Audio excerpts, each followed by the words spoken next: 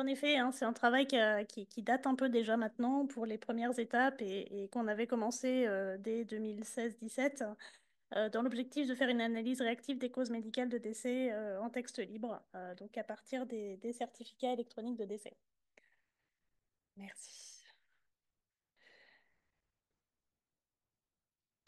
Donc, ce projet s'inscrit dans le cadre de la surveillance syndromique sursaut, surveillance sanitaire des urgences et des décès, qui a été mis en place donc, maintenant il y a plus de 20 ans, avec un objectif de collecte automatisée sans sélection et quotidienne de cas de sources, des données de morbidité et des données de mortalité, dans l'objectif évidemment de détecter et de surveiller de façon réactive des variations inhabituelles ou attendues dans les indicateurs. Et pour ça, on construit des indicateurs, donc ce qu'on appelle des regroupements de syndromiques, qui sont des regroupements de diagnostics de motifs médicaux. Et donc, dans ce cadre-là, une des sources de mortalité, c'était la surveillance, la certification électronique qui a démarré, pour lesquelles on collecte finalement les données depuis 2013, mais qui a commencé dès 2008 et qui permet finalement d'avoir un accès aux données de mortalité, donc par cause, les causes médicales de décès, en texte libre et depuis de façon très réactive. Et donc, avec une thésarde, une doctorante, nous avions commencé à identifier une centaine de regroupements syndromiques pour justement couvrir l'ensemble de la mortalité par cause. Et un regroupement syndromique, c'est la réunion de différents termes, expressions, etc., de causes médicales de décès. Donc, pour cadrer un petit peu l'origine d'où viennent les données, donc c'est la partie médicale du certificat de décès, ces parties sont remplies par les médecins. Et donc, ce volet médical est construit en deux parties. Une partie dans laquelle il y a le processus morbide de décès, des causes l'enchaînement des causes qui aboutit au décès. Et puis une deuxième partie dans laquelle il y a un certain nombre de mentions de comorbidités, de causes associées euh, pour ce décès. Donc, comme vous le voyez, vous avez un petit exemple ici. Évidemment, c'est du texte libre. On peut avoir différents textes, différents mots, parfois avec ou non des limiteurs, des fautes d'orthographe, etc., des abréviations. Et puis avec un délai de plusieurs jours, voire plusieurs mois, on va obtenir les données codées par le CEPIDC en SIM10. Mais notre objectif, c'est bien de mettre en place une surveillance très réactive, donc quotidienne, des données. Et donc, on a utilisé des méthodes de TAL qui permettent de classer automatiquement et systématiquement toutes les causes de décès dans ces différents regroupements syndromiques qui couvrent tous les domaines de pathologie, dont des indicateurs en lien avec l'environnement, évidemment.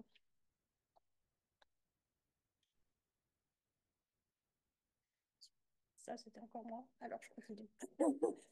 Donc, les méthodes de classification, on avait, dans le cadre de cette thèse avec Yasmine Bagdadi, et en collaboration avec le CNRS qui nous avait beaucoup aidé sur ces méthodologies-là, et le CEPIDC également, on avait travaillé beaucoup avec le CEPIDC.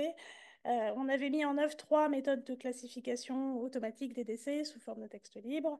Une méthode très traditionnelle à base de règles, une méthode par apprentissage automatique, la méthode SVM, et puis une méthode conjointe, alors que c'est qui restait du SVM, mais qui introduisait en plus les résultats de la méthode traditionnelle à base de règles. Et puis, ben, évidemment, on avait évalué ces méthodes à partir d'indicateurs très standards de sensibilité, VBP, mesure, etc., et la corrélation temporelle, évidemment, pour ces indicateurs-là. Alors bonjour, moi je vais essayer de vous détailler un peu plus du coup les méthodes tout en limitant du coup l'effet boîte noire dont le temps est parti. Vous me direz à la fin. Avant l'application des méthodes en elles-mêmes, en fait, on a une partie pré-traitement des données textuelles. On a dit c'est du texte libre, donc c'est des choses assez classiques. Donc les données, c'est donc les certificats de décès et aussi un dictionnaire du CPDC qu'on utilise. Et l'idée, c'est d'enlever la case, donc c'est-à-dire de tout mettre en minuscule, par exemple, supprimer les accents, normaliser les mots composés, gérer la ponctuation, supprimer les mots vides, supprimer les espaces. Voilà. En gros, normaliser les données textuelles afin de pouvoir les utiliser par la suite de façon pertinente. Donc ensuite, donc, il y a la première méthode dont Anne parlait, donc, qui est la méthode par règle, qui s'appuie donc sur un dictionnaire du CPDC à partir et d'étapes de standardisation de texte. Et donc en fait, le dictionnaire répertorie l'ensemble des expressions des codes de décès retrouvées au moins une fois dans l'ensemble des certificats de décès. Et donc, ce qui constitue un ensemble d'environ 100 000 expressions différentes. Et du coup, on va associer un regroupement syndromique, pardon, à chaque expression du dictionnaire.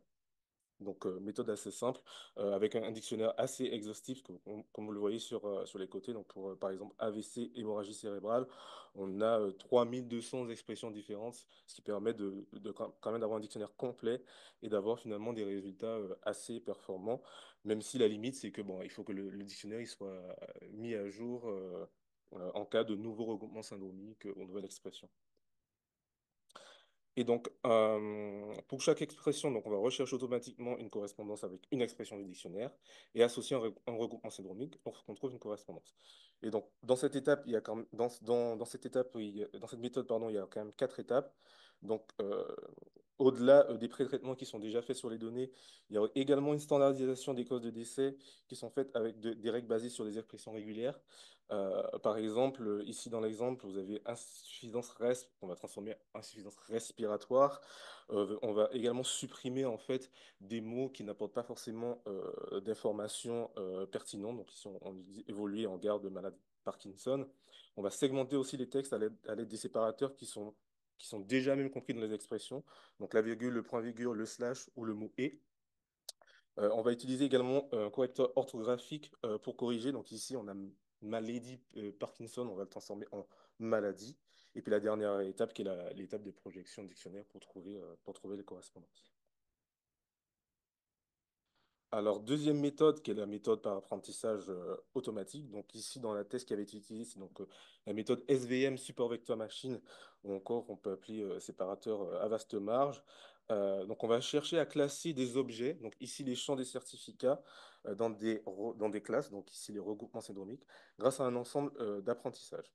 Donc, le but est de séparer le plus distinctement possible les objets qui sont définis par un vecteur dans différentes classes. Donc, ici, on est vraiment dans une méthode, pour faire le lien avec tout à l'heure, d'apprentissage supervisé.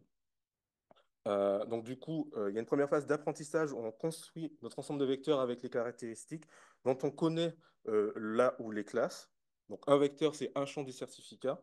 Et on va chercher à créer un modèle qui estime le meilleur plan pour séparer ces vecteurs. Et puis ensuite, une fois qu'on a fini cette phase d'apprentissage et qu'on a trouvé notre modèle, on va du coup passer à la phase de prédiction, euh, où on va chercher du coup à prédire, donc à donner une nouvelle prédiction à chaque nouveau vecteur euh, pour du coup prédire l'heure ou les classes ou regroupement syndromique à laquelle ils appartiennent. Dans le choix des caractéristiques d'apprentissage. Donc du coup, dans la première partie, on utilise tout simplement les expressions, les mots qu'on a dans les causes de décès pour les associer au dictionnaire. Là, en fait, on va aller un peu plus loin. On va utiliser d'autres techniques, particulièrement la tokenisation, où en fait, on va construire des unigrammes et des bigrammes de mots, ou encore des trigrammes de caractères. C'est-à-dire, on va pas chercher à regarder mot à mot, mais plutôt par groupe de mots. D'accord? Et on va également, comme Anne le disait aussi avant, ajouter dans un deuxième modèle les caractéristiques basées sur les résultats de la méthode par règle. Donc, c'est-à-dire les regroupements syndromiques qui sont prédits par la méthode par règle. Et donc, ça nous donne dans cette partie en fait deux modèles. Un premier modèle où on a des mots, des groupes de mots en caractéristiques, et un deuxième modèle où on y ajoute les regroupements syndromiques prédits par la première méthode par règle. OK? Donc pour cette phase d'apprentissage et de prédiction, donc on a utilisé un échantillon d'apprentissage de 4500 certificats qui ont été annotés manuellement. Donc effectivement, ça prend du temps. Euh, et on utilise 3500 certificats pour entraîner, développer les modèles et 1000 certificats pour faire la prédiction et évaluer les performances des modèles. D'accord. Donc, pour rendre un peu plus concret tout ce que je dis depuis 5 minutes là, donc du coup, ici, donc, on a en ligne ce qui représente nos vecteurs et qui représente finalement un champ des certificats. Et alors, bon, faut l'imaginer en matrice, mais effectivement, ici, les lignes sont en colonne. Mais donc, nos lignes, ce sont les champs du certificat qu'on représente en vecteur. Et puis, en colonne, on a nos inigrammes de mots, nos bigrammes de mots, ou encore les regroupements syndromiques prédits par la méthode par règle. Et finalement, on a une matrice où, du coup, nos nombres, c'est la présence ou pas, en fait, de ces mots ou groupes de mots au sein du vecteur, au sein du champ des certificats.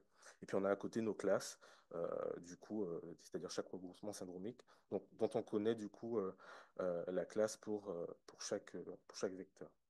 Et donc, c'est ce qu'on va donner en entrée en fait de notre modèle, de notre méthode SVM. Donc, au niveau des résultats, euh, on obtient de très bonnes performances, notamment sur la deuxième méthode qui mêle les SVM avec les résultats de la méthode par règle. Donc, on obtient de très bons résultats sur la précision et le rappel. Mais ce qu'il faut bien comprendre, au-delà des résultats, et pour réapporter des précisions sur la construction de l'échantillon, donc en fait, l'échantillon, en fait, il a été construit de façon à avoir des regroupements syndromiques les plus variés possibles en même temps d'avoir des regroupements syndromiques assez rares, comme ici la grippe, on en a pas beaucoup, et également des regroupements syndromiques, on va dire, qui peuvent amener parfois, pas qui se ressemblent peu. Ici, par exemple, je prends l'exemple de insuffisance respiratoire aiguë, qu'on va appeler souvent IRA, et les IRA basses, c'est comme des regroupements syndromiques assez différents, mais parfois, ben, on peut se tromper, ça dépend de comment les médecins ils vont écrire les causes dans les certificats, et ça peut créer en fait des fois des, euh, des confusions. Ah, merci. Et ce qu'on remarque bien ici, c'est que ben, du coup, on arrive à avoir des très bonnes performances sur les regroupements syndromiques rares et sur les regroupements syndromiques sur lesquels on peut avoir des confusions. On a mis des références du coup sur la thèse originale dont ce sujet est parti, et puis deux articles qui parlent aussi du sujet. Et puis, pour apporter un peu une dimension technologique à tout ça, donc aujourd'hui, nos travaux actuels, c'est ça, on part de données CSV, et puis on a le pré-traitement des données, l'application des méthodes d'évaluation qui tournent du coup sur nos postes avec des développements Python. Et donc vous allez me dire, bon, ben, du coup, maintenant on en fait quoi de tout ça? C'est quoi la suite? Ben, la suite, c'est ça. C'est les perspectives.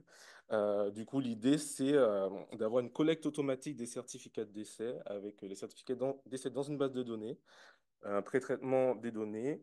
Alors, non plus un apprentissage, mais une classification des causes de décès en groupement syndromique avec les méthodes choisies. Puis, un calcul d'indicateurs de surveillance par regroupement syndromique. Parce ce qu'il faut bien comprendre, pardon, c'est que l'objectif, c'est bien ça, c'est calculer des indicateurs de surveillance par regroupement syndromique. Et finalement, ok, tout ce sujet, en fait, constitue un pré-traitement pour calculer les indicateurs par la suite. Et donc, du coup, intégrer les indicateurs dans des bulletins sursaut. Et puis, finalement, une boucle qui réévalue les performances du modèle, mettre à jour les modèles, utilisation de d'autres méthodes, de deep learning, d'autres choses. Et puis, finalement, ben, on revient à la classification. Et puis, ça nous crée une boucle. Et puis, finalement, ce que je voulais dire, c'est que ben, c'est ce qui constitue finalement concrètement une IA. C'est vraiment, du coup, sans intervention humaine, d'avoir quelque chose qui tourne et nous fournit des résultats automatiquement. Euh, je vais reprendre pour la fin et je vais aller rapidement, pas d'inquiétude. Donc en fait, pour le codage, tout ça, c'est un usage, tout ce qui a été présenté, c'est un usage des textes libres directement issus des certificats de décès. Évidemment, ces données sont utilisées en premier lieu et exploitées en premier lieu par le CPDC pour que les données soient, enfin les causes de décès soient codées en SIM10. Donc historiquement, le CPDC codait avec deux méthodes, le codage automatique Iris-Muse et qui correspond à une méthodologie à base de règles. Et puis, il y avait le codage manuel par des codeurs qui étaient experts.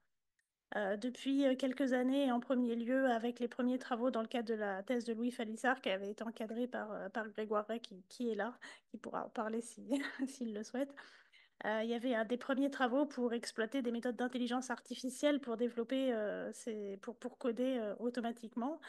Et ces travaux ont été généralisés et évalués sur la période 2022-24 et même maintenant mis en production pour le codage automatique d'une partie des causes de décès.